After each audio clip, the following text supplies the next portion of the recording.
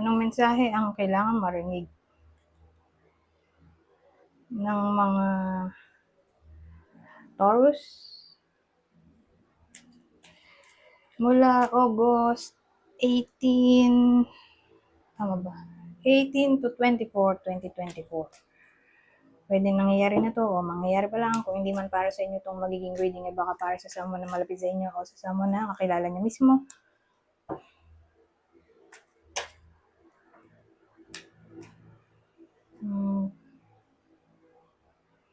Baka may lumabas na gender mamaya, gawin nyo na ng energy. Ito, masculine at feminine energy. Pwede rin naman na huwag nyo nang pansinin ang gender. O as long as tama naman yung sitwasyon nyo sa reading, eh ganun na nga lang. Huwag nyo nang pansinin yung gender.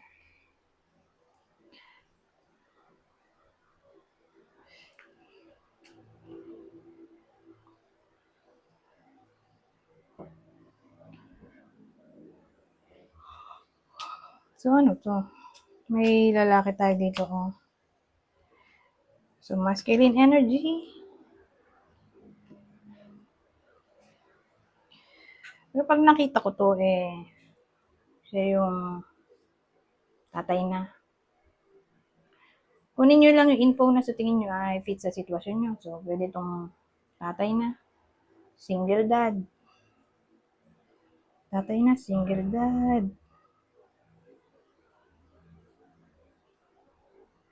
Kasal.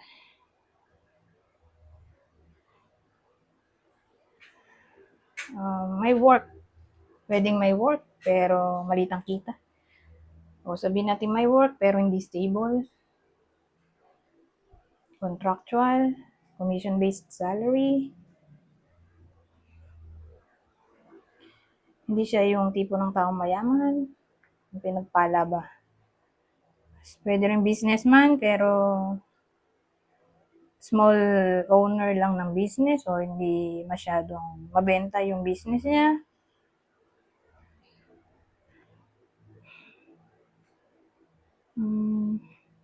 Wala nang maisip.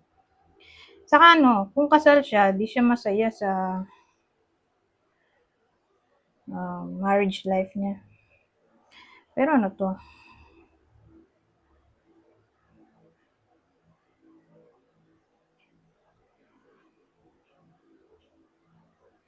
Saka to.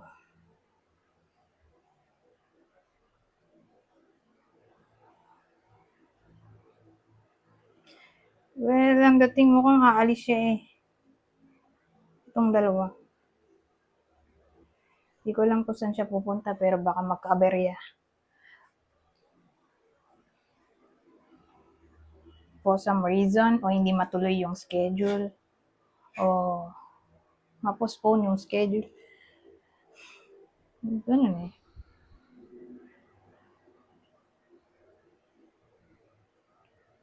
Pero paparating pa lang to. Di pa nangyayari. So, mangyayari pa lang siya. So, again, mukhang magkakaproblema tong taong to sa traveling. May asikasuhin siguro siya, pero for some reason eh, baka nga hindi niya maayos. Ngayong week, kasi magkakaberya.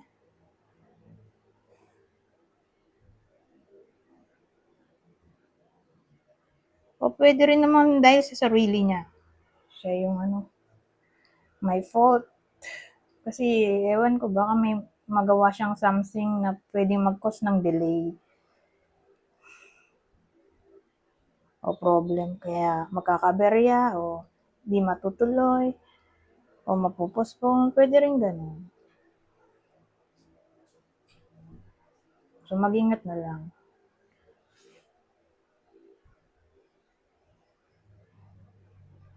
O pwedeng dahil sa unforeseen event ba? Pwede rin. Sabihin natin biglang uulan. Hindi natin masabi. Para bang unexpected na problema. So, yun lang naman naisip ko. Umulan. O ewan ko kung anong pwedeng unforeseen event. na maaaring mangyari. Pero again, hindi pa siya nangyayari. Pero expect na natin na magkakaproblema nga itong lalaking to. Sa kung ano mga asikasuhin niya o pag-travel ba. Ngayon, kung di kayo to mismo, baka person nyo. So, sino naman kaya?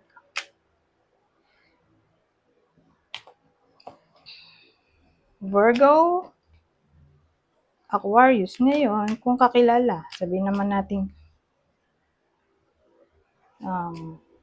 sa kakilala nyo tatama tong reading, ito yung zodiac sign. Virgo ulit. Leo. Ngayon, punta tayo dito. Ay, enemy agad oh. Ano ba to? Enemy tayo. Pero lalaki siya. Lalaki, mag-iingat sa lalaki na bata sa inyo. Whether babae o lalaki yung nanonood. Kung alam nyo sa sarili nyo, may kilala kayo, kaaway nyo. Lalaki. Tapos mas bata sa inyo. Di mag-iingat kayo doon. Maganda nga kung i-clarify natin. Para makilala nyo. At para malaman nyo kung para sa inyo ba itong reading o hindi. Aries. So, mag-ingat kayo sa Aries.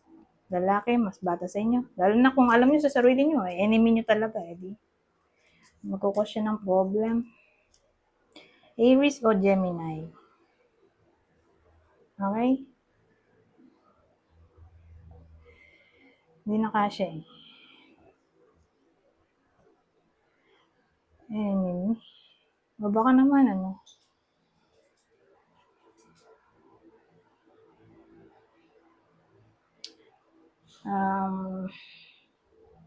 anak ba to? Oh my God. Siguro, hindi magkakasundo yung iba sa inyo. Sa anak nila o kapatid, basta lalaki. Pwede mo,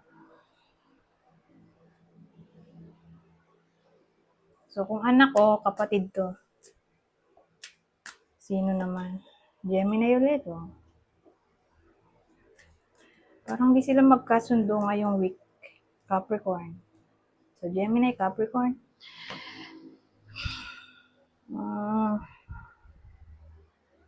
Lalaki ha. Kaya nga son, sabi ko son o brother.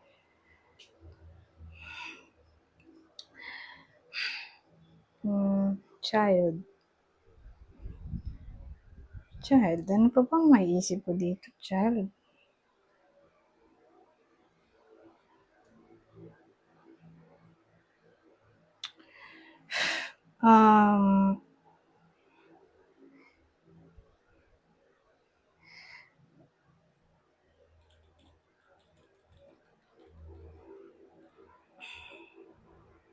O someone siguro na immature.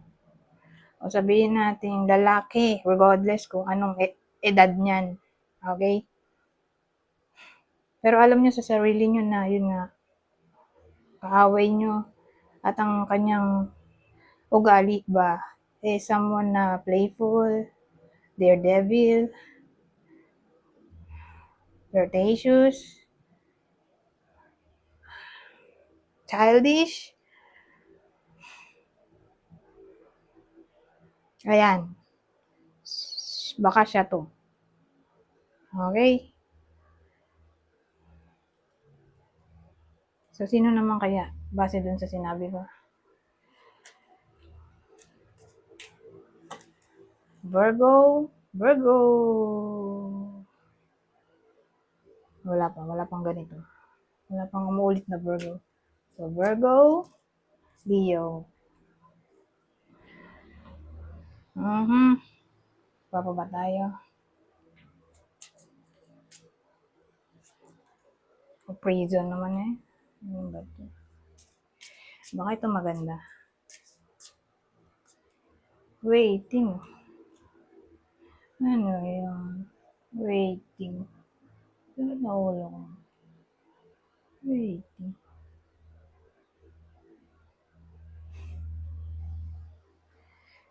Well, ang dating kasi dito, para bang may hinihintay kayo, pero for some reason, ayaw nyo naman kumilos. Ayaw nyo naman umaksyon. So,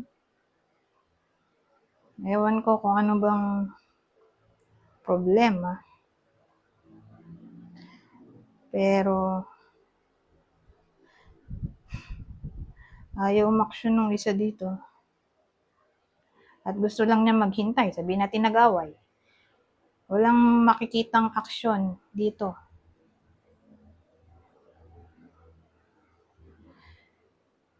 Walang may gustong umaksyon ba? So, kung maghihintay ka lang, hindi action yung person mo. Ngayon, pwedeng vice versa. Kung person mo naman, siya yung maghihintay din. So, naghihintayan kayong dalawa sa madaling salita, lalaki, babae naman to. O, masculine energy, feminine energy. O bang naghihintayan lang kayo dito, maayos ang problema. Kung love-related issues yan.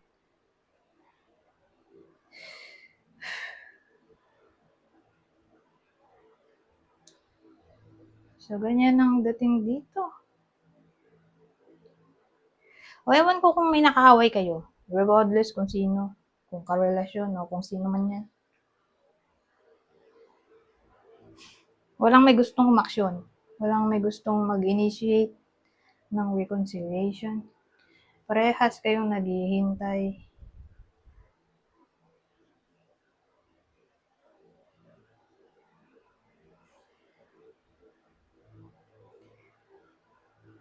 Ngayon, sabihin natin, ang gusto nyo mangyari ay magbago yung someone dito. Dahil may bad habits siya, malabo yan. Pero 1 week lang naman to. Diba? August, ano ba yan? 18. August 18 to 24 lang to.